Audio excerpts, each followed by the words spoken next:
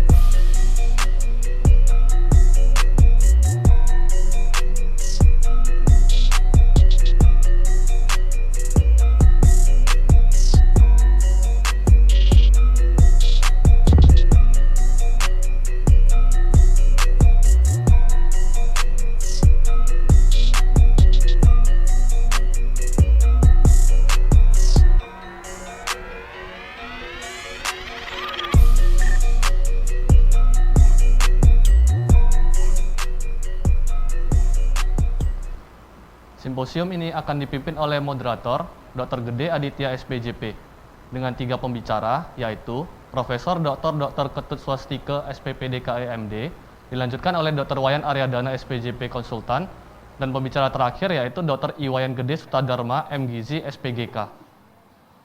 Kita lanjutkan dengan simposium 4 yang akan dipimpin oleh Dr. Gede Aditya SPJP FIHA. Izinkan saya memperkenalkan beliau. Dr. Gede Aditya SPJP FIHA menamatkan pendidikan dokter umum di Fakultas Kedokteran Universitas Udayana pada tahun 2011. Kemudian beliau menamatkan pendidikan dokter spesialis jantung dan pembuluh darah di FK Universitas Udayana pada tahun 2019. Saat ini beliau bertugas di RSUD Karangasem. Baik, untuk selanjutnya acara kami serahkan ke moderator. Kepada Dr. Gede Aditya SPJP FIHA, kami persilakan. Baik, terima kasih panitia atas kesempatan yang diberikan kepada saya untuk ikut berpartisipasi pada backup pada kali ini. Om Swastiastu, selamat pagi kepada seluruh peserta backup yang berkesempatan hadir pada pagi hari ini.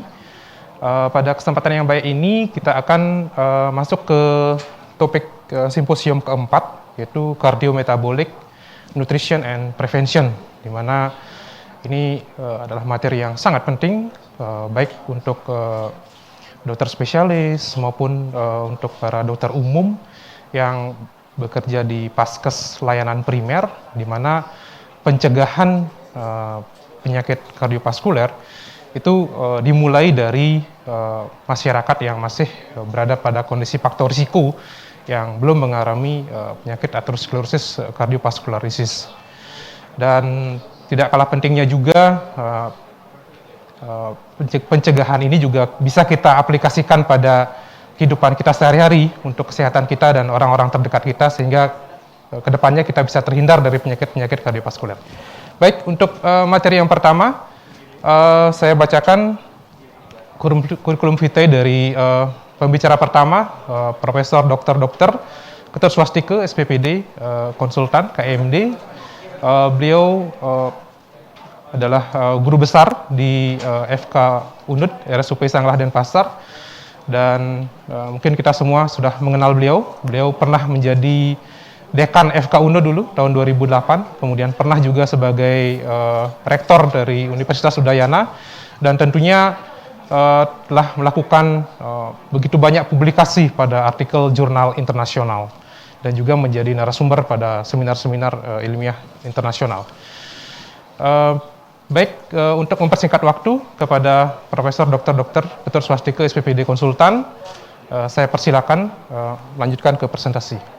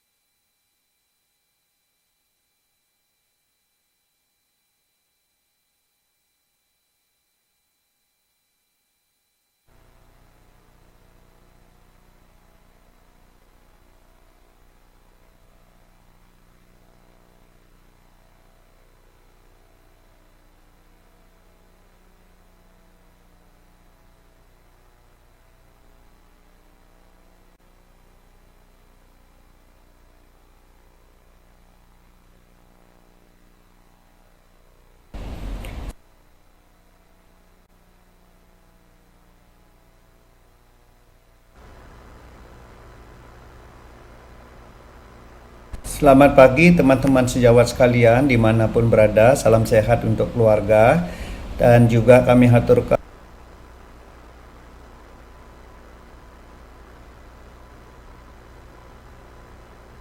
terima kasih kepada moderator dan juga sekaligus ketua panitia Bali Kardiologi Update yang ke-10 tahun 2021, dan juga terima kasih kami haturkan kepada Ketua Perki Cabang Bali. Teman-teman sejawat sekalian, hari ini saya diberikan tugas oleh panitia untuk menyampaikan pengelolaan dislipidemia pada pasien-pasien diabetes tipe 2 terkait dengan pencegahan penyakit kardiovaskuler. Bapak dan Ibu, hari ini saya diberikan fee sebagai speaker oleh PT Pfizer Upjohn Indonesia. Dengan demikian kami aturkan terima kasih. Dan sebelum saya menyampaikan tentang pengelolaan, saya ingin menyampaikan sedikit tentang patofisiologi dari diabetik dislipidemia dan bagaimana terjadinya konsep-konsep aterosklerosis pada mereka-mereka dengan diabetes. Nah, kalau kita melihat pada pasien-pasien dengan diabetes dan sekaligus juga dengan obesitas atau metabolic syndrome, di mana terjadi insulin resistant dan free fatty acid akan dilepaskan begitu banyak, dan juga gula darah tinggi, dan keduanya jadi asam lemak dan karbohidrat atau glukos ini menjadi bahan baku terjadinya trigliserid yang dibentuk di dalam hati. Nah, insulin sendiri kalau dia terjadi resistensi, maka ada enzim yang penting sekali yang namanya LPL yang memecah TG menjadi asam lemak bebas.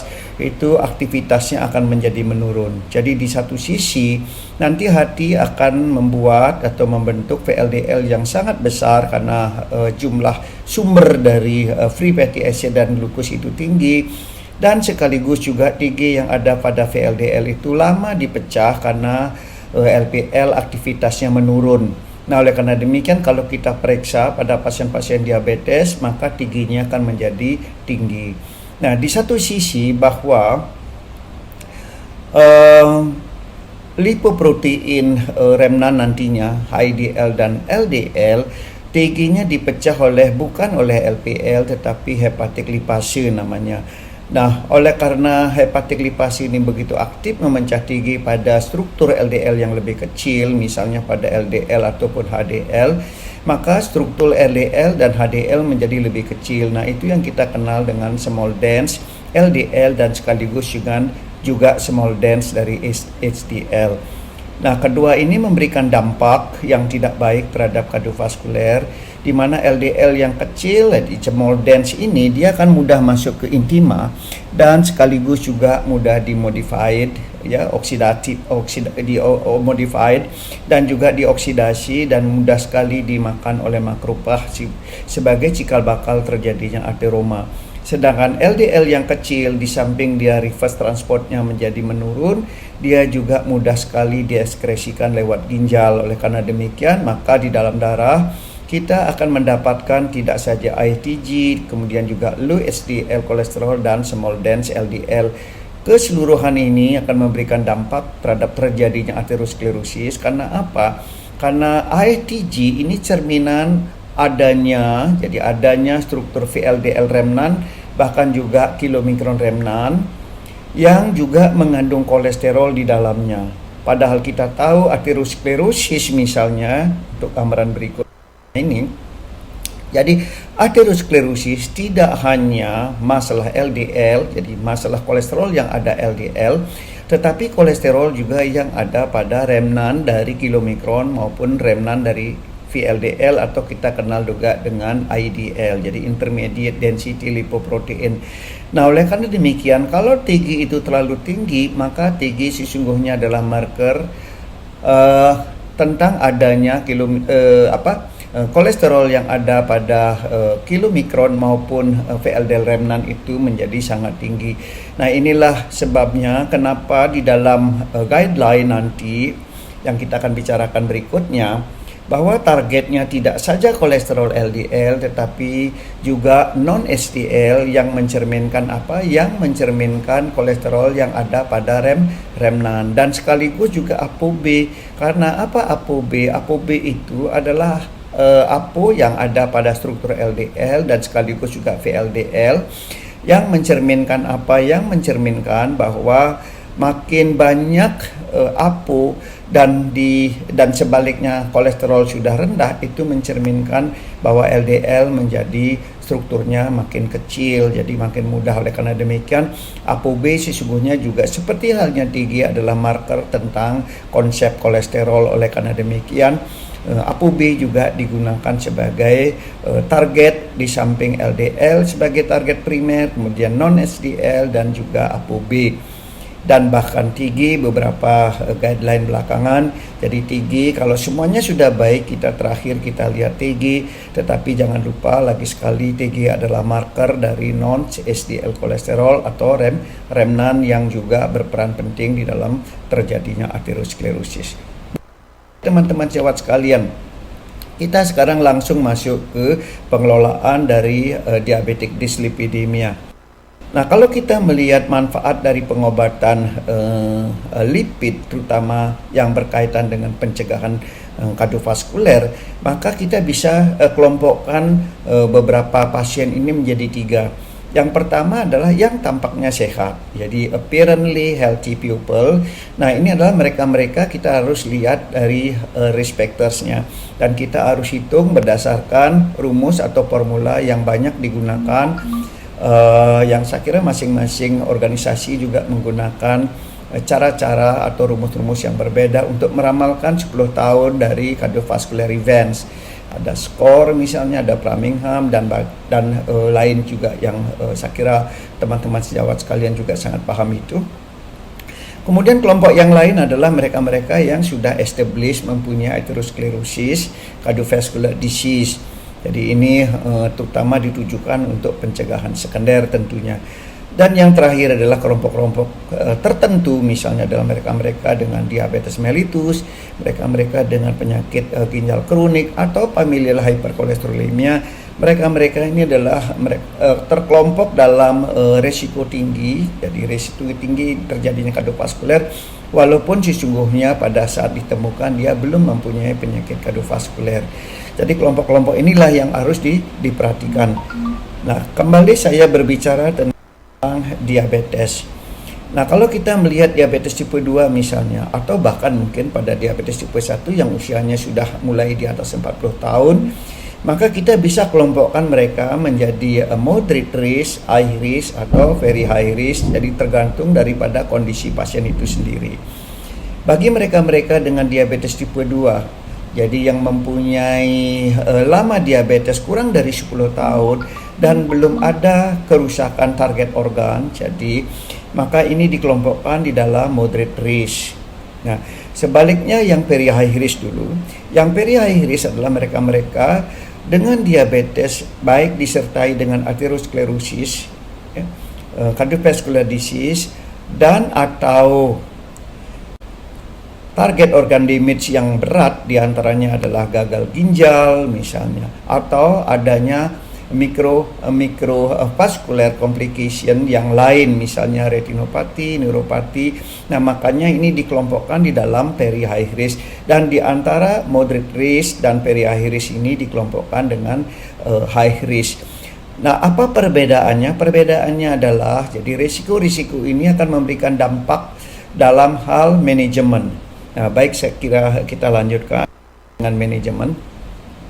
Nah, bagi mereka-mereka yang moderate risk, mungkin kita perlu perhatikan yang paling penting pertama adalah lifestyle-nya dulu, termasuk juga merokoknya. Kemudian kita evaluasi apakah dia akan sasaran-sasaran tidak mencapai sasaran atau tidak. Kalau mencapai sasaran, kita teruskan lifestyle, tetapi kalau tidak, maka kita harus intervensi. Nah, bagi mereka-mereka yang high risk, jadi high risk seperti halnya pencegahan kardiovaskuler, kita tidak hanya memperhatikan HbA1c atau kendali glikemik, kita harus memperhatikan juga tekanan darah dan juga sasaran LDL kita jangan lupa. Jadi sasaran LDL pada umumnya tahap awal di bawah 100, tetapi kalau misalnya berkepanjangan dalam observasi, maka dia harus LDL-nya harus di bawah 70 misalnya, tekanan darahnya di bawah 130, kemudian juga obat-obat yang digunakan untuk menurunkan HbA1c atau kendali glikemik, kita gunakan obat-obatan yang secara trial, jadi CPOT sudah menunjukkan hal-hal yang positif untuk luaran kardiovaskuler. Nah, bagi mereka-mereka yang very high risk, maka di sini sasaran, terutama sasaran LDL-nya jauh lebih rendah, biasanya paling tidak di bawah 70, kemudian harus di bawah 55 bagi mereka-mereka dengan established kardiovaskuler disertai dengan diabetes. Jadi teman-teman Jawa sekalian, lagi sekali harus diperhatikan klasifikasi risk dulu bagi mereka-mereka dengan diabetes, kemudian kita lihat targetnya, baru nanti kita intervensinya apa yang digunakan, terutama saat ini kita berbicara tentang dislipidemia, obat-obat apa, penurun lipid apa yang paling baik digunakan untuk mereka-mereka dengan diabetes tipe 2. Kembali kita berbicara tentang target. Jadi target daripada pencegahan kardiovaskuler tidak hanya masalah LDL seperti saya sampaikan sesuai dengan mekanisme dari atherosclerosis, maka non SDL juga penting karena non SDL mencerminkan remnan kolesterol yang ada pada remnan kilomikron dan juga remnan VLDL atau IDL. Nah, oleh karena demikian tidak hanya LDL menjadi sasaran, baik itu pada very high risk, moderate risk misalnya dengan berbagai sasaran, tetapi juga non SDL setelah LDL sudah mencapai target. Nah, kalau misalnya LDL mencapai target, kita lihat dari lagi non SDL, dan juga kalau sudah mencapai target kita lihat ApoB, bahkan kalau perlu kita lihat TG. Kalau kita rasakan masih ada perkembangan atau kemungkinan terjadinya atherosclerosis. Nah, saya kira teman-teman sejawat sekalian bisa melihat misalnya pada very high risk LDL kolesterolnya harus di bawah 55 atau penurunannya paling tidak 50%, kalau high risk di bawah 70 atau penurunannya di bawah 50%, kalau moderate di bawah. Nah, lihat dari obat-obat statin yang ada, maka yang termasuk golongan high intensity adalah atorvastatin dengan dosis yang relatif tinggi ataupun rosuvastatin, ya. Sedangkan yang moderate intensity kira-kira banyak sekali pilihan di antaranya juga atorvastatin dan rosuvastatin dengan dosis yang lebih rendah.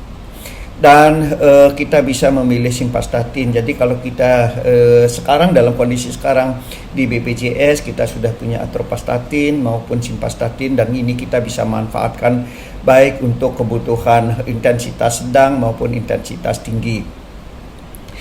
Baik teman-teman sejawat sekalian, saya akan menyampaikan beberapa studi yang ada yang berkaitan dengan dislipidemia pada diabetes. Nah, yang pertama adalah CAD study. Ini CAD study saya kira sudah lama sekali, dan ini salah satu cikal bakal digunakan sebagai sebagai guideline untuk mereka-mereka dengan diabetes tipe 2 dan bagaimana harus diperlakukan, terutama jika mempunyai LDL yang relatif tidak terlalu tinggi, tetapi kita bisa harapkan untuk mencegah luaran kardiovaskuler.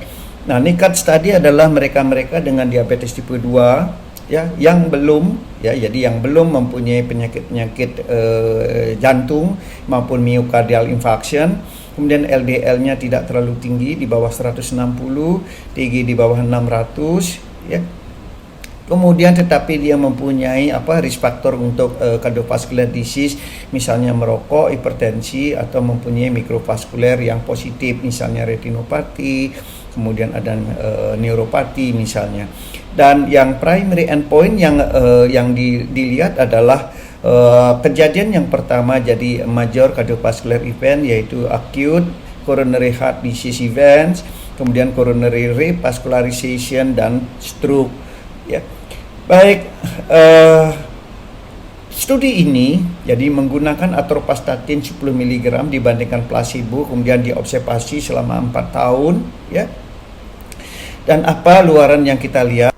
Kalau kita melihat dari total kolesterol maupun LDL kolesterolnya, saya kira pemberian hanya 10 mg dari atorvastatin pada pasien-pasien diabetes tipe 2 sangat konsisten dalam menurunkan jumlah atau kadar total kolesterol maupun LDL kolesterol sepanjang pengamatan. Jadi pengamatan kira-kira 4 tahun sampai 4,5 tahun. Saya kira terjadi penurunan baik total kolesterol maupun LDL yang sangat bermakna.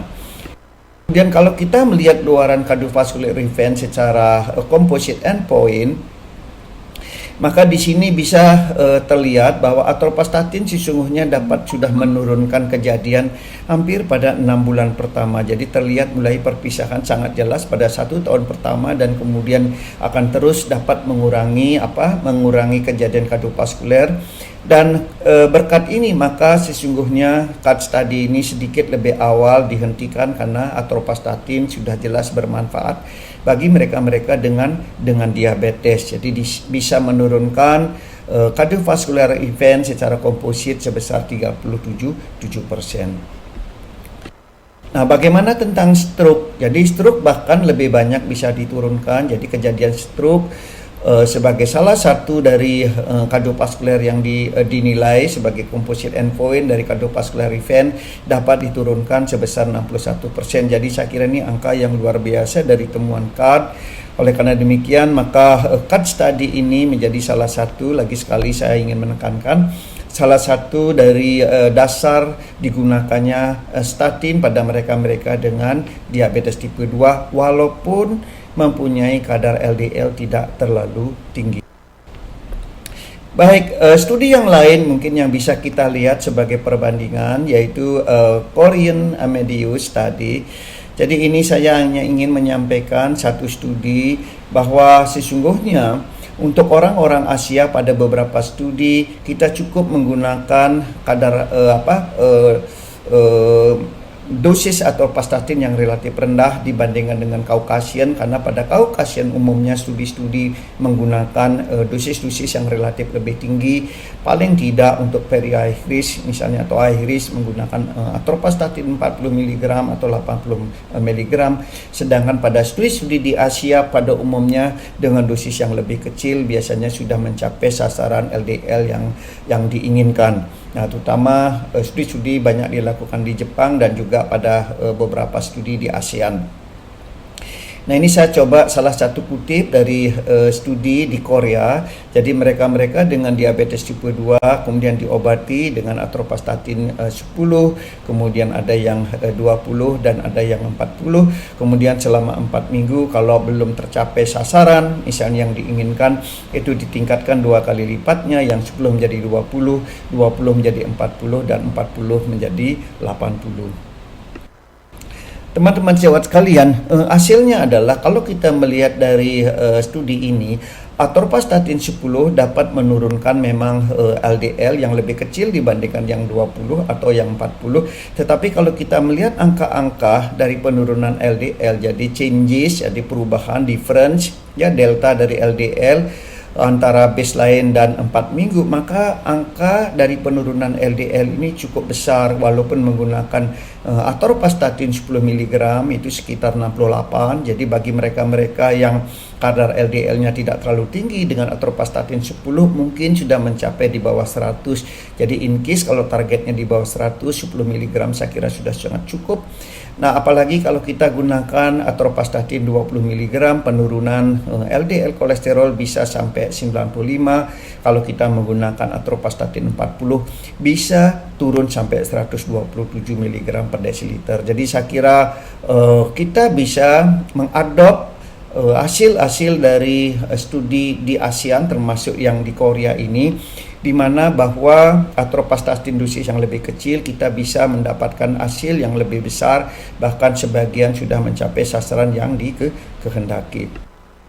Dan kalau kita melihat dari efek samping dari obat-obat ini, bahwa baik itu 10 mg, 20 mg, dan 40 mg dari atorvastatin kelihatannya tidak memberikan dampak atau efek samping yang lebih dibandingkan dengan placebo. Dan kita ketahui bahwa beberapa yang penting, paling penting diperhatikan pada side effect atorvastatin adalah masalah otot, dan ini pada temuan ini tidak terlalu tinggi ditemukan. Baik teman-teman sejawat sekalian, saya kira itu yang dapat saya sampaikan pada kesempatan yang baik ini. Apa yang saya bisa sampaikan sebagai take home message, bahwa diabetes ini memang merupakan faktor risiko penting dari penyakit kardiovaskuler. Kemudian atherogenic dyslipidemia ditandai oleh high TG, low HDL, dan small dan SDL yang sifatnya sangat atherogenik. Kemudian statin merupakan obat pilihan utama in case kalau belum mencapai sasaran. Dosis bisa ditingkatkan sampai maksimum, kemudian bisa dikombinasikan dengan obat-obat lain seperti ezetimibe atau bahkan PCSK9 inhibitor. Dan targetnya sangat disesuaikan dengan klasifikasi risiko dari pasien itu sendiri. Baik teman-teman sejawat sekalian, lagi sekali itu yang dapat saya sampaikan. Terima kasih atas perhatiannya.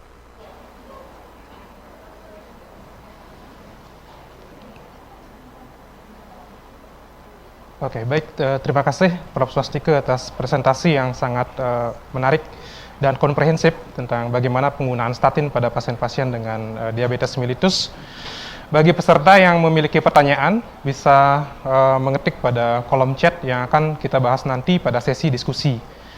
Selanjutnya kita akan masuk ke topik yang kedua, yaitu tentang secondary prevention of cardiovascular disease, focus on high intensity statin, di mana topik ini akan dibicarakan oleh guru saya, Dr. Wayan Aridane, SPJP Konsultan, PH, FICA, FASCC, FSCAI.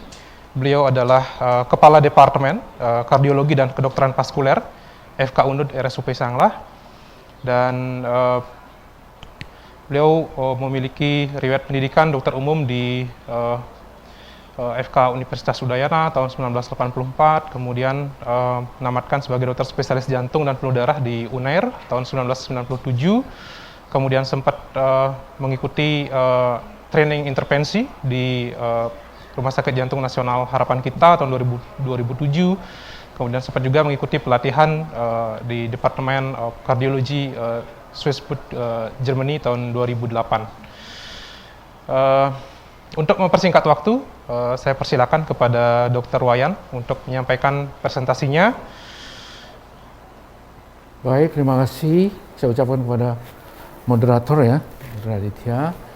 Jadi pada siang hari ini saya diberikan tugas untuk membawakan suatu judul secondary prevention of cardiovascular disease focus on high intensity statin. Baik, kita lihat langsung slide pertama. Jadi core principle of the dyslipidemia management, jadi dasar kita untuk mengobati pasien dyslipidemia adalah berdasarkan guideline, treatment target, dan lipid lowering therapy. Jadi ada berbagai terapi untuk lipid, menurunkan lipid. Tapi pada saat ini saya fokus dengan menggunakan statin. Nah, ini cuman saya ingin mereview kembali bahwa hubungan antara umur dengan peningkatan kadar kolesterol bahwa itu jelas sekali ya. Kemudian kaitannya dengan pasien-pasien dengan punya riwayat familial hyperkolesterolemia ini jelas sekali ya. Jadi saya untuk mengingatkan bahwa proses terjadinya aterosklerosis sebenarnya mulai dengan dekade pertama, dan malah sekarang cenderung kejadiannya suatu akut coronary syndrome adalah pada usia-usia 30-40-an. Jadi hati-hati di sini. Jadi kita harus hati-hati sekali bahwa kejadian akut coronary syndrome sudah mulai ke usia-usia dekade 3. Baik. Nah, ini dia. Jadi ISC 2019 Recommendation for Risk Assessment. Jadi kalau kita akan menilai seseorang, kita mulai kalau laki-laki adalah usianya sekitar 40 tahun ke atas, dengan wanita 50 tahun ke atas apalagi sudah menopause. Kemudian di European punya scoring system, jadi itu berdasarkan laki-laki, wanita, perokok dan tak perokok, kemudian usia berapa, tensinya berapa, kadar total kolesterol, maka akan kita temukan di sana. Kalau dia semakin tinggi gininya, resikonya warnanya jadi hitam gelap, jadi very high risk, kemudian jadi high risk dan low.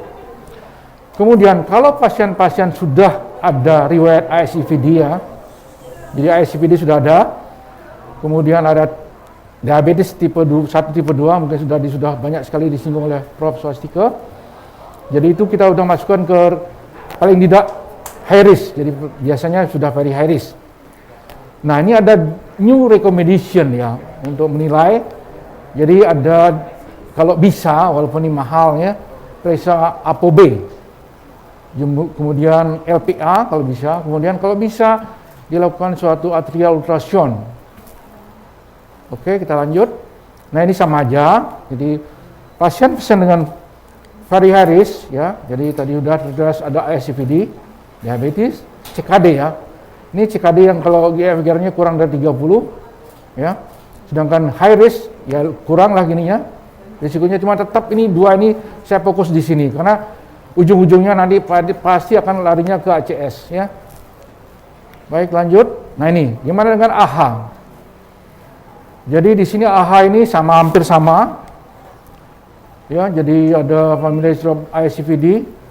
Cuma ditambahkan di sini ada metabolic syndrome, CKD sama juga. Nah, ini ada penambahan history of preeclampsia, apalagi ya. Ada malah chronic inflammatory disorder, jadi rheumatoid arthritis juga. Ini salah satu faktor juga. Jadi ApoB juga lebih dari 130. Baik, nih gimana goalnya nih? Kalau kita lihat perbedaan 2016 dengan 2019, di mana pada pasien very high risk dengan diabetes tipe 2, 2016 masih kurang dari 70 LDL-nya. Nah, sekarang itu 2019 menjadi kurang dari 55. Dan lebih ini lagi, kalau kena lagi serangan yang kedua, itu harus LDL malah 40. Harus kurang 40, ini sangat sulit dicapai, tapi harus diusahakan tetap ya. Kemudian kalau dengan high risk, jadi kurang dari 70, bedanya dengan dulu 2016, kalau moderate kurang dari 100 dan low kurang dari 116. Baik, nah ini bagaimana dengan AHA ya, 2018 guideline intervensi saya ini sedikit menyinggung dengan primary. Jadi kalau LDL sudah 190 lebih, nah ini sudah termasuk harus langsung diberikan high intensity statin. Apalagi dengan diabetes ya, ini sudah minimal moderate ya. Tapi kalau ada lagi faktor lain, risiko lain, maka kita langsung very high risk, langsung kita berikan high intensity statin ya. Oke, lanjut. Nah ini, saya mengingatkan di sini bahwa hubungan antara umur, kolesterol, dan CAD ini, kita lihat nih, semakin tinggi umur kita, semakin tinggi kolesterolnya, maka kejadian semakin tinggi. Jadi kalau kita langsung turunkan LDL-nya, maka risikonya pun akan menurun. Jadi kita harus sadar bahwa umur kita tidak akan mungkin berkurang.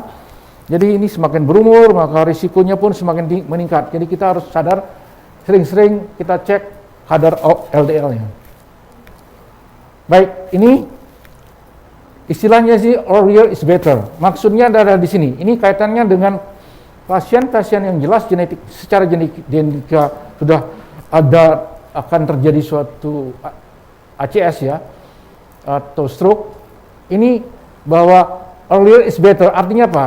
Pasien-pasien yang sudah punya genetically sebaiknya nih berdasarkan banyak sekali studi-studi di sini, semakin kita intervensi semakin dini, semakin rendah kadar LDL-nya, maka angka kejadiannya akan berkurang ya. Jadi kalau kita cuek-cuek saja maka kejadiannya tetap tinggi, sehingga begitu kita tahu secara genetically sudah jelas, maka kita harus sebaiknya secepatnya udah menurunkan kadar LDL, maka akan terjadi penurunan risiko. Baik, ini ada studi-studi banyak sekali ini, entah primary ataupun secondary prevention. Jadi kalau lihat kadar LDL di sini, ya semakin rendah kadar LDL-nya, ya ini primary, ini secondary, maka akan kejadiannya ya akan menurun. Jadi mohon diingat baik-baik ini ya, bahwa berdasarkan studi ini, banyak sekali studi ini yang menunjukkan bahwa semakin rendah kadar LDL-nya, angka kejadiannya akan menurun. Nah ini dia untuk ISC guideline untuk pasien-pasien yang low dan moderate. Jadi kita lebih banyak fokuskan pada pribadi masing-masing ya. Jadi kalau dia moderate maka LDL harus kurang dari 100. Sedangkan kalau low kurang dari 116. Artinya apa? Jadi kita fokus dulu, misalnya kita punya contoh ya, kita punya pasien LDL-nya 120. Pasien ini punya risiko moderate, artinya dia harus di bawah 100. Apa yang kita bisa upayakan? Jangan ujuk-ujuk langsung obat ya. Jadi dengan diet yang kuat, ketat ya, exercise yang teratur, maka bisa menurunkan LDL sekitar 15%. Oke? Nah, kalau dengan ini tidak bisa, ya jadi perlu obat, maka kita berikan obat langsung statin dulu nih. Ya, statin berapa? 120 masih dengan exercise gini-gini, evaluasi setelah 1 bulan tetap masih 110, maka kita berikan dia apa? Pilihannya adalah kalau Atorva pilihan misalnya contoh 40, dia bisa menurunkan hampir 50%. Ya cukup yang 20 gitu ya. Nah, dengan ini tidak cukup juga dengan statin, ternyata dia tidak cukup, kita bisa tambahkan dengan ezetimibe. Nah itu dah. Jadi dengan ezetimibe diharapkan akan turun lagi. Tapi dengan ini tidak bisa juga, maka pilihannya PCSK9. Sayangnya PCSK9 ini mungkin baru akan dilongsin dalam berapa lagi yang belum ada kayak di Indonesia ya, nggak tahu sekarang. Nah berdasarkan ISC 2019, jadi yang pertama kali kita harus pikirkan adalah usahakan, kalau udah kita tahu pasien kita very high risk, bahwa maksimalkan dulu statin dulu. Dengan dosis maksimal yang bisa diterima sama pasien, ternyata LDL juga nggak bisa turun. Kita tambahkan ezetimibe. Nah, kalau dengan ini pun juga nggak bisa, baru kita pikirkan ke PCSK9, ya. Jadi kalau ini nggak toleran, misalnya dia statin dengan 80 nggak kuat, terjadi mialgia, turunkan 40 nggak bisa, dia nurunkan plus ezetimibe nggak bisa, baru ini bisa. Ya, jadi itu prinsip dasarnya. Jadi statin dulu, kalau nggak maksimal sudah ternyata nggak turun, tambahkan ezetimibe. Ternyata dia nggak bisa juga, baru PCSK9 ya. Jadi itu prinsip dasarnya demikian. Baik, nah ini AHA Kolesterol Guideline 2018. Jadi bahwa untuk yang high intensity yang bisa menurunkan 50% ini adalah dua aja ini, Atorva dan Rosupa. Sedangkan yang moderate intensity adalah bisa pilihannya banyak di sini ya. Jadi kita tergantung kita pasien masing-masing.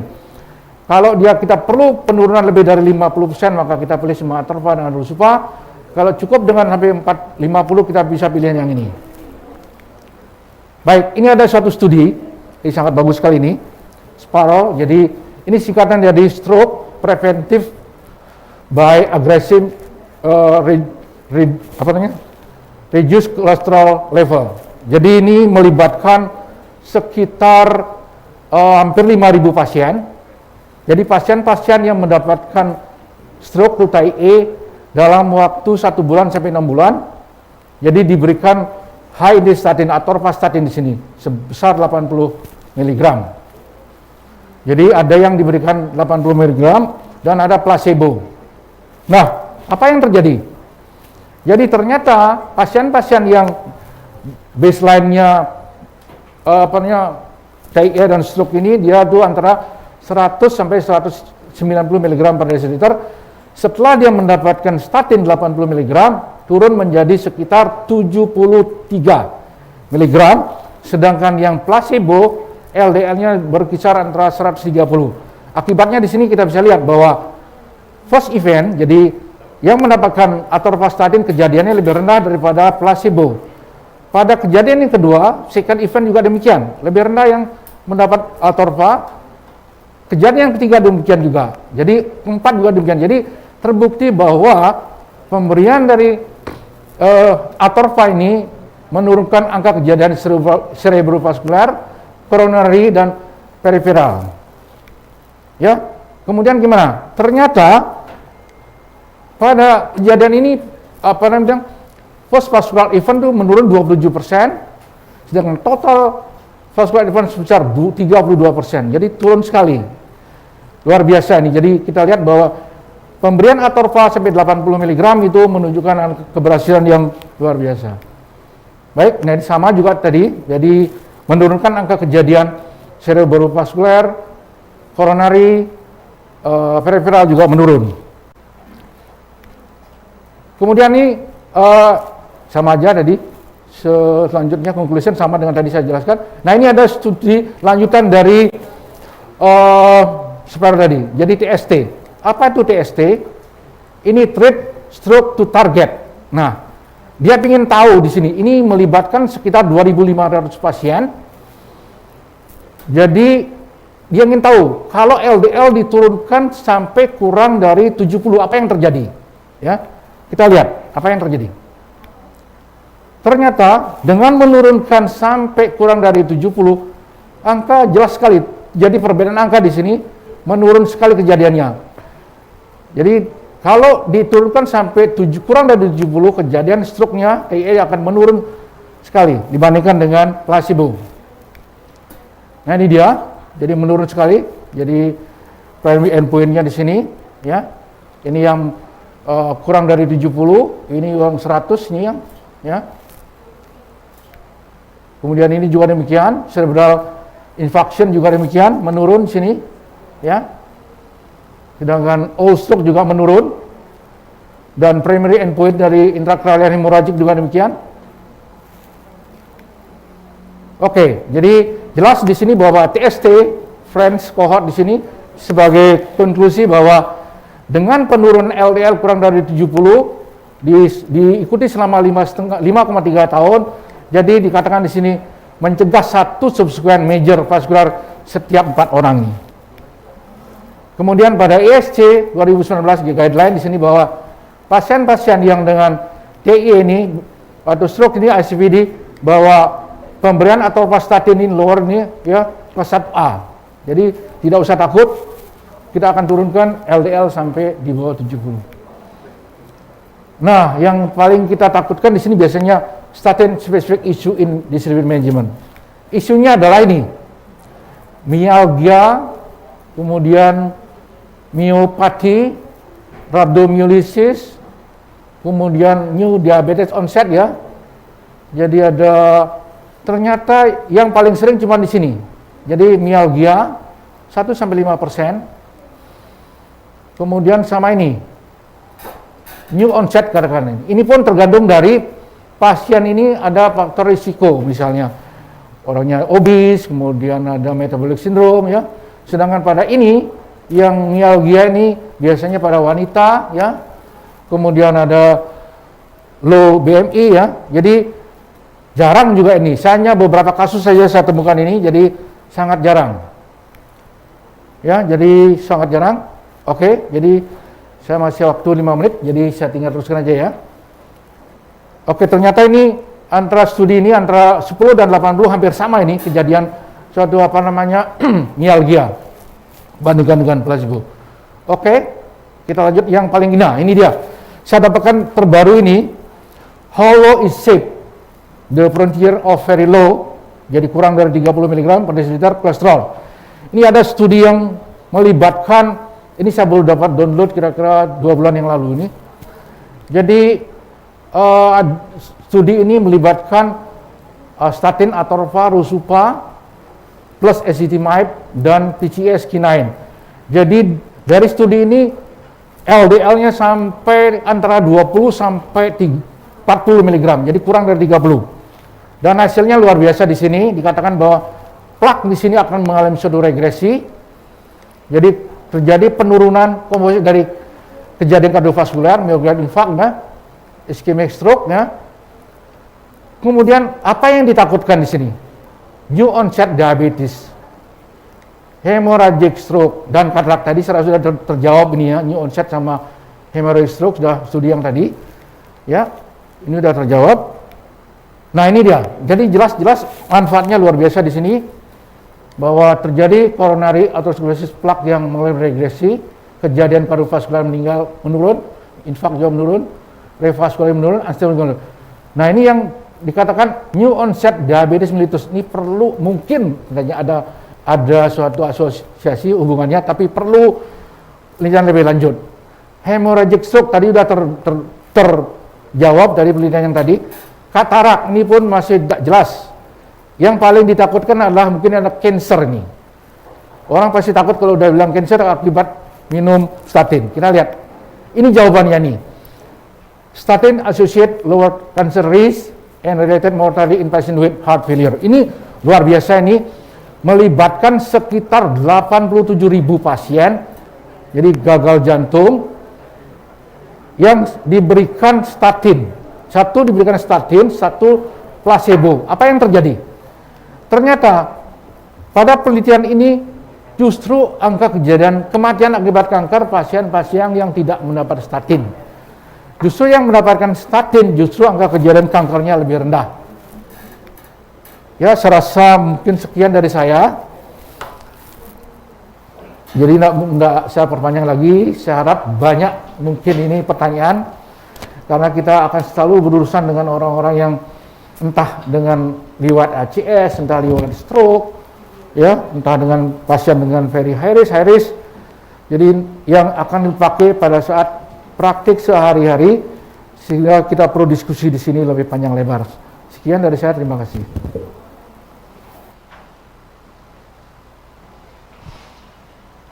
Baik, terima kasih Dr. Wayan atas presentasinya yang sangat menarik dan lengkap tentang bagaimana peran statin pada primary maupun secondary prevention, dan juga menjawab beberapa isu terkait dengan penggunaan statin. Setelah kita membahas tentang penggunaan statin, maka kita masuk ke topik ketiga, di mana yang tidak kalah pentingnya adalah bagaimana kita mengatur nutrition recommendation for cardiovascular disease prevention. Dan topik ini akan dibawakan oleh Dr. Wayan Gede Sutedharma, Magister Gizi, spesialis gizi klinik. Beliau menamatkan pendidikan dokter umum di FK UNUD, kemudian mengambil S2 Magister Gizi di FK UI, kemudian spesialis gizi klinik di FK Universitas Hasanuddin pada tahun 2013, dan aktif pada organisasi ID cabang Denpasar dan PDGKI cabang Bali. Kepada Dr. Wayan Gede Sutedharma, Magister Gizi SPGK, saya persilakan.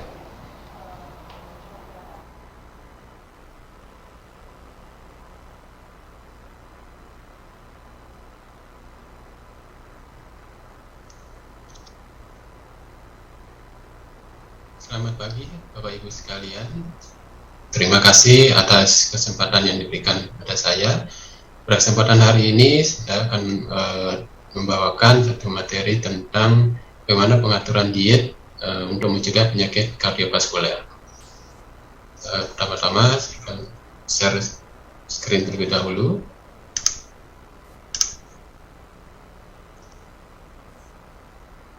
Oke, sudah terlihat jelas ya.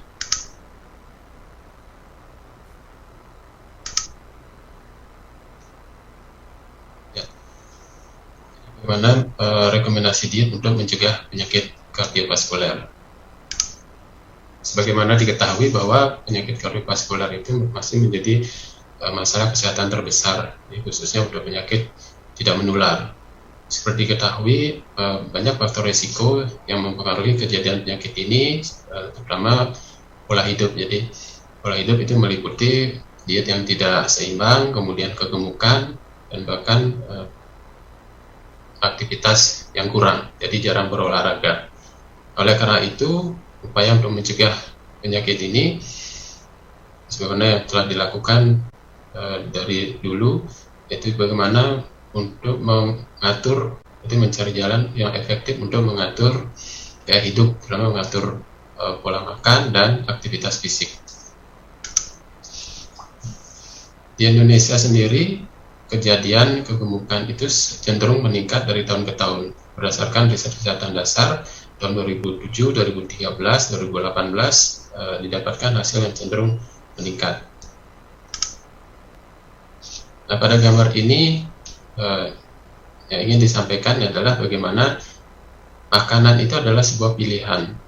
Jadi apakah kita akan memilih sebelah kanan itu makanan yang sehat atau yang sebelah kiri makanan yang tidak sehat, tetapi rasanya tentu pasti akan berbeda. Jauh lebih enak makanan yang di sebelah kiri dibanding yang kanan. Nah, jadi bagaimana kita atau masyarakat mampu untuk menyeimbangkan antara kebutuhan dan keinginan. Jadi kalau kita ingin makanan yang enak, tentunya makanan tersebut akan berisiko untuk meningkatkan kejadian penyakit. Jadi contohnya seperti di gambar di tengah, di makanan-makanan yang bermanfaat untuk kesehatan jantung dan juga makanan-makanan yang justru sebaiknya dihindari. Jadi kembali lagi, makanan itu adalah sebuah pilihan. Jika kita memilih yang sehat, tentu hasilnya juga akan baik. Nah, sebagaimana diketahui bahwa makanan memiliki peranan penting terhadap perubahan hampir semua komponen yang ada di dalam tubuh. Pembuluh darah, jaringan, organ itu dipengaruhi oleh setiap makanan yang kita makan. Apalagi kita makan setiap hari antara 2 kali sampai dengan 4 kali, bahkan ada yang sampai 5 kali. Nah, jika melihat dari perjalanan dari satu penyakit, terutama penyakit jantung ini, tentunya jika dilihat dari pola makan, berawal dari adanya asupan makan yang berlebih. Jadi makanan-makanan yang berlebih ini terutama bahan makanan yang memang berisiko untuk meningkatkan kejadian penyakit jantung. Nah, asupan ini biasanya dipengaruhi oleh banyak faktor. Jadi yang pertama akibat ketidaktahuan, jadi pengetahuan yang belum cukup, kemudian ketersediaan bahan makanan. Ketersediaan bahan makanan ini terkait dengan harga. Biasanya makanan sehat harganya cenderung lebih mahal dibandingkan makanan yang tidak sehat. Kemudian waktu untuk menyiapkan bahan makanan tentunya lebih mudah untuk menyiapkan bahan makanan yang tidak sehat, seperti misalnya dengan cara digoreng saja, ataupun makanan yang siap jadi, yang siap untuk dikonsumsi. Kemudian adanya perbedaan budaya, sosial budaya, kemudian adanya teknik marketing atau branding dari sebuah produk yang diciptakan oleh perusahaan, dan tentunya yang terakhir, yang ini tentunya akan sangat berpengaruh antara keinginan dan kebutuhan tubuh, yaitu rasa dan aroma. Nah, perubahan diet dan gaya hidup ini merupakan salah satu upaya untuk mencegah kejadian penyakit, selain tentunya dengan obat-obatan, baik itu pencegahan secara primer ataupun pencegahan secara sekunder. Jadi perubahan gaya hidup ini tetap memiliki porsi tentunya bersamaan dengan obat-obatan yang diberikan. Harapannya adalah bagaimana upaya pencegahan primer ini lebih banyak dari pengaturan gaya hidup sehingga risiko untuk terjadi penyakit kardiovaskular menjadi lebih sedikit. Kemudian ini adalah perkembangan dari perjalanan dari pengaturan diet yang disetujui oleh ini di Amerika ya, jadi dari tahun 70 kemudian tahun 80. Jadi lemak itu sudah dianggap sebagai sumber masalah di awalnya. Kemudian tahun 92 itu ada satu kesepakatan yang muncul tentang diet seimbang. Jadi bentuknya piramida. Kemudian pada tahun 2010 dan di sini muncul my plate atau piringku. Jadi setengah bagian itu adalah sayur dan buah, setengahnya adalah sisanya dari karbohidrat dan dari sumber protein. Nah, sedangkan tahun 2015 yang terakhir ini sudah disepakati bahwa jenis diet itu antara Mediterranean, vegetarian, dan diet DAS ini tampaknya lebih berpengaruh terhadap kesehatan jantung dan pembuluh darah.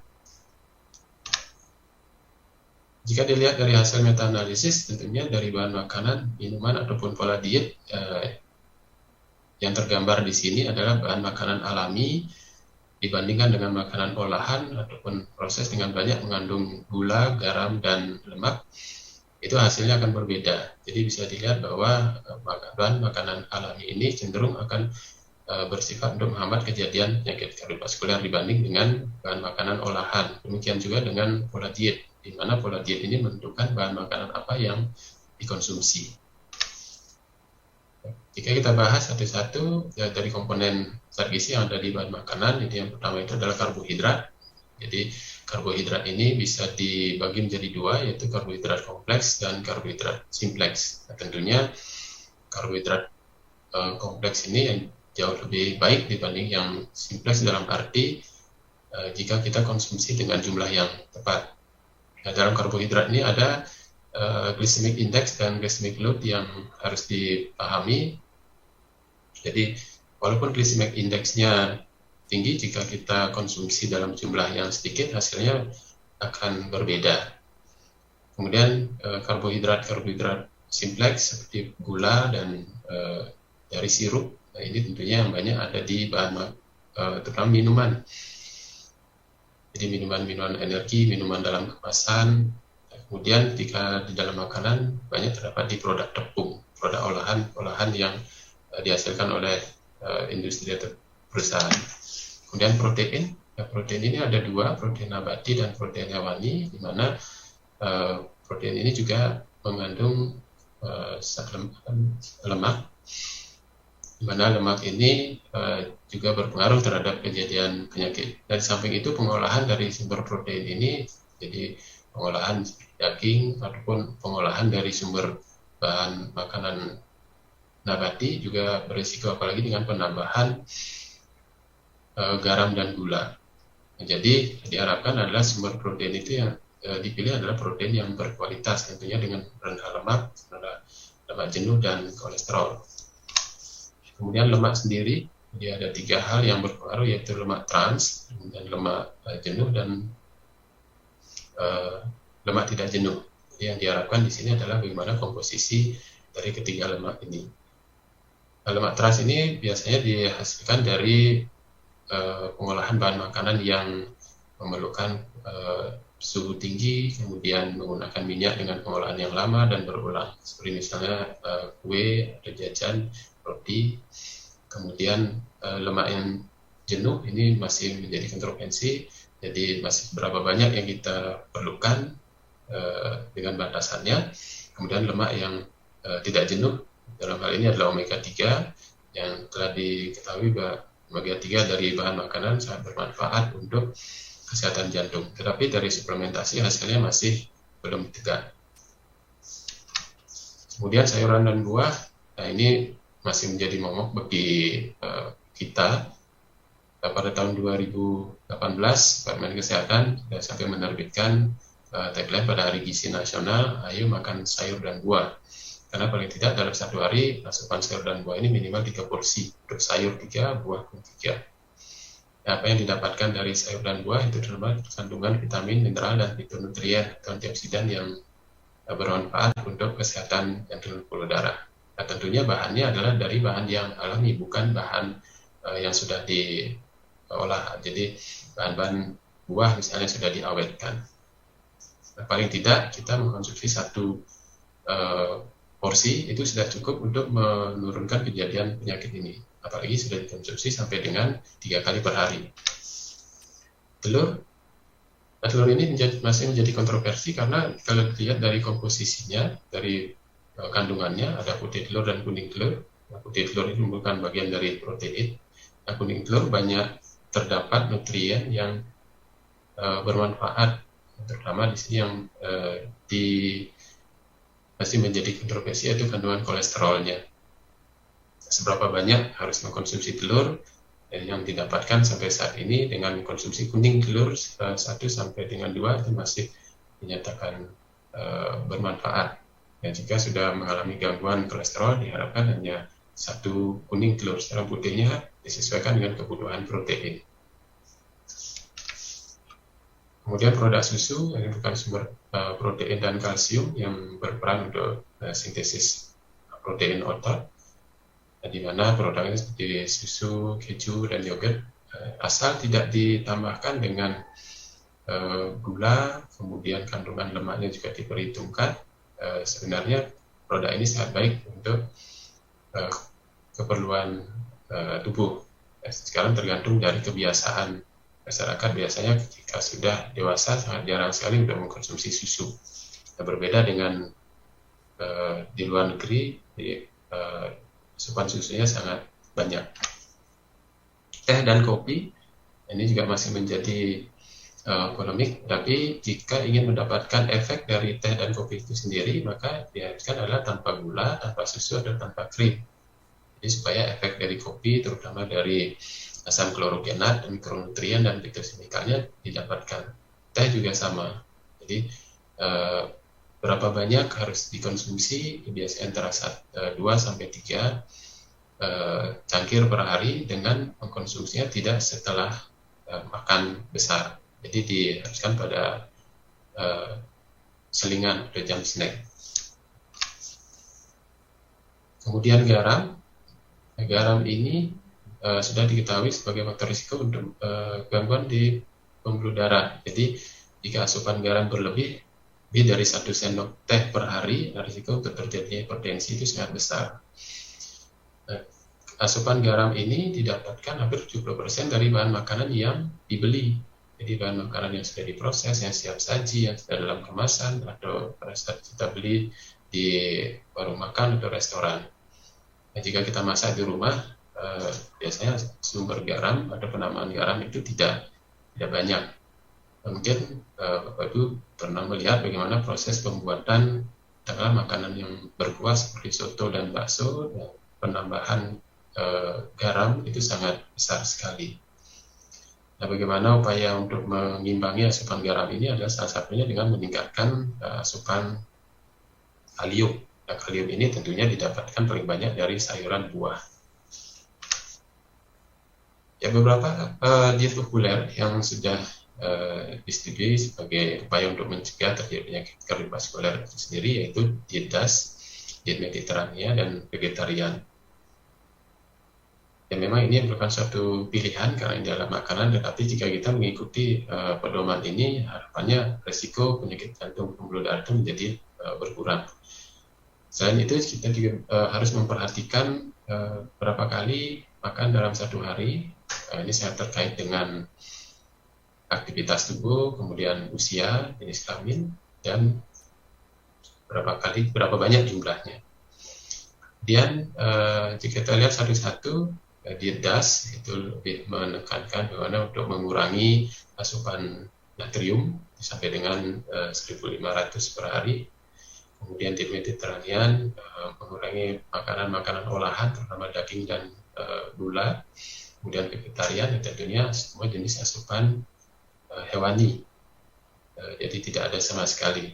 Memang didapatkan dari hasil penelitian efeknya sangat baik untuk jantung dan pembuluh darah.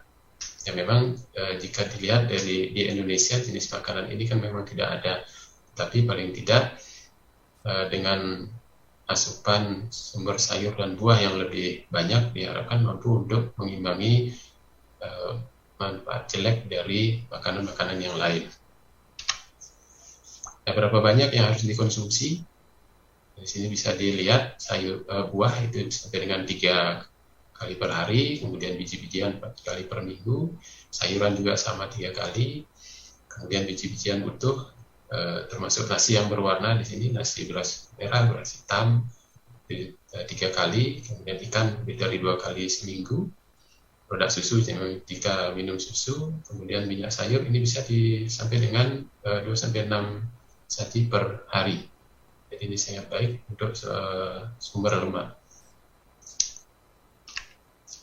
Ada beberapa makanan yang harus dibatasi sampai dengan tidak dikonsumsi, yaitu biji-bijian olahan, salah satunya ya roti putih, kemudian nasi putih juga masuk di sini, kemudian daging olahan tidak lebih dari 1 saji per minggu, kemudian daging merah yang tidak diolah sama juga tidak lebih dari 1-2 kali per minggu, kemudian lemak-lemak trans ini sebaiknya memang sampai dengan tidak dikonsumsi, ya, contohnya jajan kue, roti, donat. Nah, memang ini rasanya sangat enak sekali.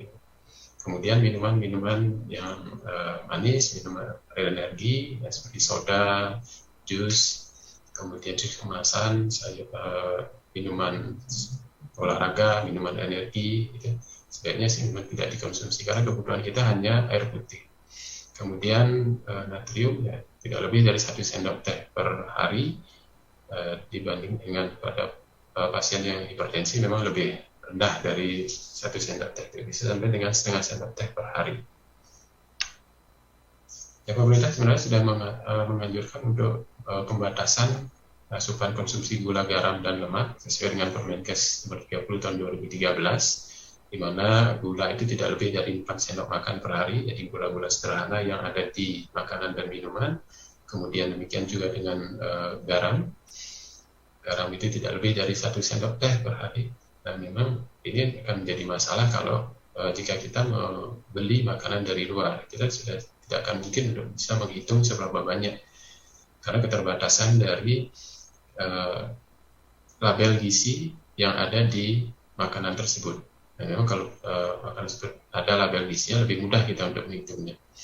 Kemudian lemak ini 5 sendok makan per hari, jadi 67 gram yang digunakan bisa diminum langsung atau digunakan untuk mengolah makanan. Ini adalah label komposisi zat gizi yang ada di makanan yang pasti ada di bahan makanan olahan yang diproduksi, tapi sangat jarang diperhatikan. Ya, contohnya di sini yang di tengah itu dalam satu kemasan itu terdapat 8 saji, di mana masing-masing saji mengandung 230. Jadi jika habis maka 230 dikali 8. Kemudian dalam satu saji itu mengandung 8 gram lemak dengan lemak jenuh 1 gram, kemudian tanpa kolesterol, kemudian garam sodiumnya 160, karbohidrat, jadi total gulanya 12 gram. Yang di sebelah kiri yang kecil dalam satu porsi ini adalah contoh dari mie instan, kalorinya 540. Yang ingin saya tampilkan di sini adalah natrium, sodiumnya hampir 1500 mg. Jadi jika kita mengkonsumsi 1 porsi ini saja, kebutuhan untuk natrium itu sudah tercukupi. Belum lagi ditambah dengan bahan makanan lain. Nah, kemudian gulanya sampai dengan 30 gram. Jadi hampir setengah lebih sudah tercukupi hanya mengkonsumsi 1 makanan ini saja. Berikutnya bagaimana dengan suplementasi? Memang tampaknya dari hasil penelitian suplementasi ini belum didapatkan hasil yang signifikan dibandingkan dengan bahan makanan alaminya. Jadi juga dipertimbangkan pemberian suplementasi baru sebaiknya diberikan jika memang kadar di dalam tubuh itu rendah. Seperti misal vitamin D, ya, setelah diperiksakan kalau kadarnya rendah, ya baru diberikan suplementasi. Dan memang kalau untuk pemeriksaan ini terkendala biaya karena pemeriksaannya tidak rutin. Nah, bagaimana caranya kita bisa untuk memberikan edukasi kepada masyarakat? Ya tentunya salah satunya dengan konseling. Jadi konseling pada masyarakat yang sehat, ataupun pada pasien, terutama juga pada keluarga, karena makanan biasanya disiapkan oleh keluarga yang sehat. Jadi harapannya adalah bisa untuk mencegah kejadian penyakit ini secara primer dan sekunder. Memang kembali lagi ke kesimpulan akhir bahwa makan itu adalah pilihan, apakah ingin mencukupi kebutuhan tubuh atau keinginan dari pikiran. Nah, ini adalah yang ingin saya sampaikan di sini adalah peranan pemerintah untuk ikut mengatur tentang asupan gula, garam, dan lemak ini. Jadi bagaimana pemerintah sebenarnya sudah berupaya dengan mengeluarkan Permenkes nomor 30 tahun 2013 tersebut, tetapi tampaknya perjalanan di lapangan masih banyak menemui kendala. Jadi yang harusnya bahan makanan tersebut sudah dicantumkan label gizinya, tapi masih banyak yang belum dicantumkan. Katakanlah kemasan kerupuk itu paling komplit. Dia ada karbohidrat, ada gula, ada garam, kemudian ada komponen minyak. Sedangkan berapa banyak yang dikonsumsi dalam satu hari, ya tentunya tidak mungkin hanya satu kerupuk bagi orang Indonesia, pasti akan lebih. Kemudian bagaimana meregulasi iklan yang dimunculkan di media massa, kemudian bagaimana mengintervensi, jadi pemberian penyuluhan di sekolah atau di tempat kerja yang memang harus digalakkan kembali, dan kemudian pada akhirnya kembali lagi ke individu. Harapannya adalah supaya mampu untuk mengatur dirinya, artinya merubah gaya hidup. Ada beberapa diet yang memang masih menjadi pertentangan, tampaknya saat ini sedang digemari, yaitu salah satunya adalah diet ketogenik dan intermittent fasting. Tapi dari hasil penelitian memang masih belum hasilnya belum signifikan. Memang pada kondisi-kondisi tertentu, misalnya diet ketogenik itu bagus pada kondisi epilepsi, kemudian intermittent fasting bagus untuk penurunan berat badan, tetapi untuk kejadian kardiovaskuler itu masih menjadi pertanyaan. Nah, jadi bagaimana kita mengatur asupan makanan? Jadi apa yang sebaiknya dikonsumsi lebih banyak, kemudian yang dikonsumsi secukupnya, kemudian yang dibatasi bahkan sampai dengan tidak diasup. Jadi sayuran dan buah, kemudian produk hewani secukupnya, biji-bijian secukupnya, kemudian yang dibatasi ya lemak jenuh, lemak trans, kemudian daging merah, makanan olahan, minuman. Nah, ini kembali lagi saya tekankan, ini adalah bagaimana kita menyeimbangkan antara kebutuhan dan keinginan. Jadi makanan itu ada di luar tubuh, ya, jika kita ambil, kita masukkan ke dalam mulut, maka makanan itu akan masuk ke dalam mulut dan tentunya pasti akan diserap. Nutrisi gula, garam, lemak itu hampir sebagian besar diserap. Apalagi gula-gula itu sudah hampir 100% diserap karena tubuh mengetahui bahwa gula adalah sumber energi. Baik, demikian yang bisa saya sampaikan. Terima kasih atas perhatiannya. Mungkin lebih banyak kita akan berdiskusi. Baik, terima kasih Dr. Sutodarmo atas pemaparan materi yang sangat menarik. Bagi peserta yang memiliki pertanyaan, bisa mengetik pada kolom chat yang akan kita bahas pada sisi diskusi kali ini. Saya mengundang kepada seluruh pembicara untuk ikut berpartisipasi pada diskusi kali ini. Sudah ada satu pertanyaan dari teman sejawat Dwi Masuputra. Pertanyaan ditujukan untuk Prof. Swastike. Selamat siang, Prof. Mohon izin bertanya, pada penggunaan statin dikatakan dapat berpotensi untuk menjadi new onset diabetes. Apakah terdapat batasan dalam penggunaan statin pada pasien dislipidemi dengan diabetes? Silakan, Ya. Prof. Swastike. Ya, betul sekali. Memang dalam beberapa studi besar, terutama nanti meta-analisis, ada potensi, tetapi kecil sekali. Ya. Jadi boleh dikatakan meta-analisis menunjukkan 1,09 kali bahkan ya. Dan kalau kita melihat manfaat terhadap luaran kardiovaskuler dengan kejadian diabetes, itu boleh dikatakan 2-3 kali keuntungannya untuk luaran kardiovaskuler. Jadi benefitnya jauh lebih besar dibandingkan munculnya diabetes pada penggunaan statin. Oleh karena demikian, tetap digunakan, apalagi pada pasien diabetes mungkin akan terjadi sedikit peningkatan gula, tetapi itu bisa dihandle dengan obat-obat anti diabetes. Jadi jangan khawatir, pada pasien diabetes tetap digunakan statin kalau memang dia sudah indikasi. Ya. Ya, baik. Mungkin dari Dr. Wayan, tadi di slide-nya juga sempat menyinggung tentang isu bagaimana terjadinya peningkatan gula darah atau new onset DM pada pasien-pasien. Apa ada tambahan mungkin dari Dr. Wayan? Terima kasih. Jadi Prof. Swa sudah jelas menunjukkan, tapi memang ada suatu studi ya. Jadi 1 dari 9 pemakai statin kemungkinan akan terjadi new diabetes. Tapi kalau lihat dari slide saya yang tadi ada, tapi kalau memang ada cenderung menjadi diabetes, misalnya obes, kemudian metabolic syndrome, ada genetik, ya hati-hati. Tapi dari segi manfaat harus diingatlah bahwa walaupun demikian manfaatnya untuk kejadian kardiovaskular itu sangat-sangat bagus sekali sehingga menekan kejadian walaupun kemungkinan ada new onset ya, tapi tetap manfaat lebih bagus daripada ini. Ya, baik. Jadi sudah jelas ya bahwa manfaat dari pemberian statin terutama pada pasien dengan high risk maupun very high risk itu memiliki risiko yang jauh lebih besar dibandingkan dengan risiko yang kemungkinan ditimbulkan. Baik, kita masuk ke pertanyaan kedua dari teman sejawat Maria Aurelia Lasuardi. Pertanyaan ditujukan untuk Dr. Wayan. Selamat siang dok, izin bertanya, apabila pasien dengan high risk riwayat konsumsi statin rutin, apakah perlu dilakukan pemeriksaan seperti serum kreatinin kinase, kemudian secara berkala bila pasien mengalami side effect mialgia, apakah statin perlu segera dihentikan atau bisa dilanjutkan atau dilakukan secara bertahap? Oke. Terima kasih, pertanyaan yang menarik nih, Dr. Maria Aurelia Lazuari, karena pasien saya hampir semuanya menggunakan statin. Jadi untuk kejadian mialgia itu sangat-sangat jarang, hanya 1-2 pasien, dan itu pun bukan pasien orang Indonesia ya.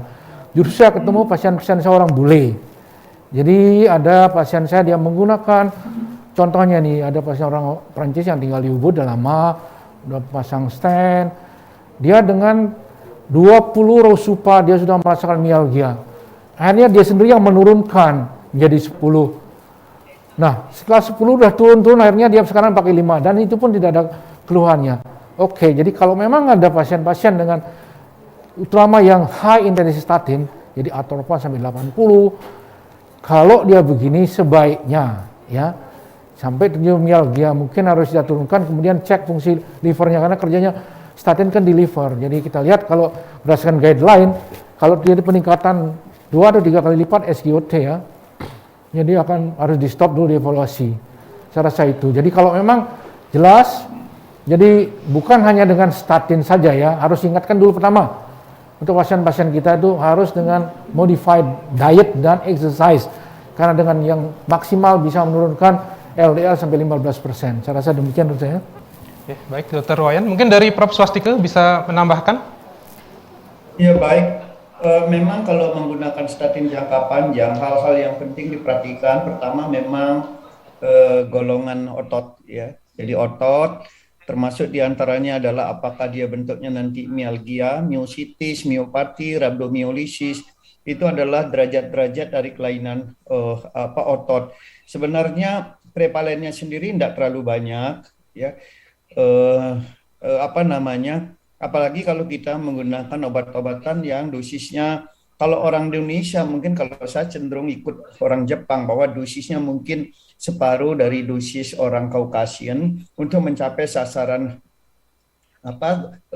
misalnya LDL itu yang sudah tercapai. Jadi dengan demikian akan mengurangi kemungkinan terjadinya mialgia. Betul sekali, kalau misalnya mialgia paling tidak, jadi mialgia yang paling ringan, dikeluhkan bertepatan atau berkaitan kita perkirakan dengan statin, memang kita lebih baik periksa CK-nya ya, jadi CK. Nah, kalau tidak ada masalah kita bisa meneruskan obat-obatan, tetapi kalau kecurigaan ada walaupun misalnya jarang, maka dosis statin bisa diturunkan dulu ya, kecuali kalau ada hal-hal yang lebih berat seperti rhabdomyolisis, memang statin harus dihentikan. Jadi, nah ini saya kira tadi juga sudah dijelaskan, penggunaan statin jangka panjang memang satu hal yang penting, ada diabetes, ada golongan otot, ya, kognitif itu diperhatikan. Kemudian stroke, kemungkinan stroke hemoragik. Jadi terutama pada orang-orang Asia, ya seperti studi pada Korea itu kalau di Caucasian di bawah 30-an tadi disampaikan tidak ada masalah. Orang Korea di bawah 50 ada kemungkinan untuk lebih cenderung mendapatkan stroke hemoragik. Jadi ini hal-hal yang perlu kita perhatikan untuk masyarakat kita. Mungkin itu saja dari saya. Baik, terima kasih Prof. Swastike atas jawabannya yang sangat lengkap. Kita lanjut ke pertanyaan selanjutnya. Pertanyaan dari Henry S. Sawala ditujukan untuk Dr. Sutedarma. Selamat siang dokter, izin bertanya, bagaimana pengaruh diet pescatarian terhadap modifikasi risiko kardiovaskuler? Apakah bisa mereverse injury atau kerusakan yang sudah terjadi? Bagaimana perbandingannya dengan vegetarian? Terima kasih dok. Silakan Dr. Sutedarma. Baik, terima kasih.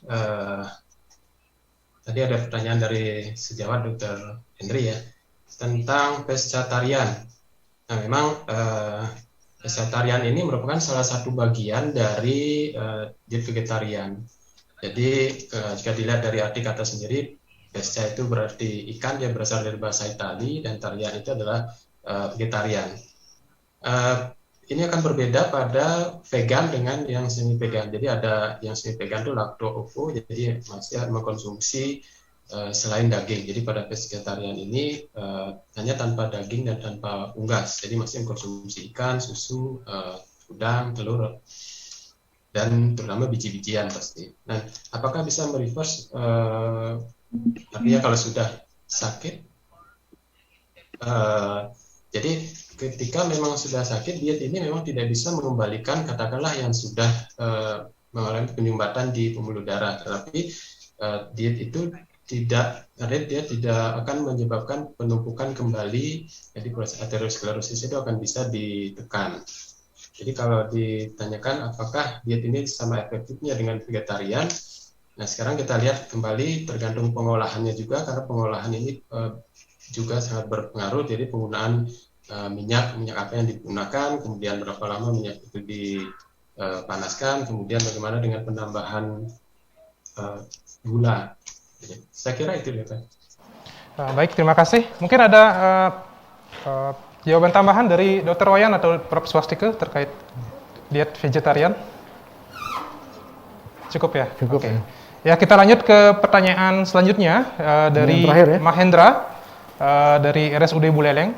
Pertanyaan ditujukan kepada Dr. Wayan Aridane. Pada kasus laki-laki 42 tahun dengan skor 1, LDL 156, total kolesterol 270 tanpa DM, apakah perlu minum statin?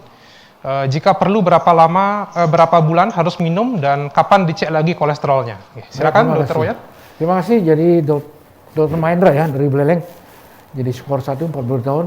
Jadi nggak ada pas riwayat ICVD ya. Kalau dari skor 1 LDL 156, artinya ini termasuk low to moderate nih. Jadi kalau kita patokannya adalah LDL di sini. Berarti kalau dia moderate harus kurang dari 100. Kalau low kurang dari 116.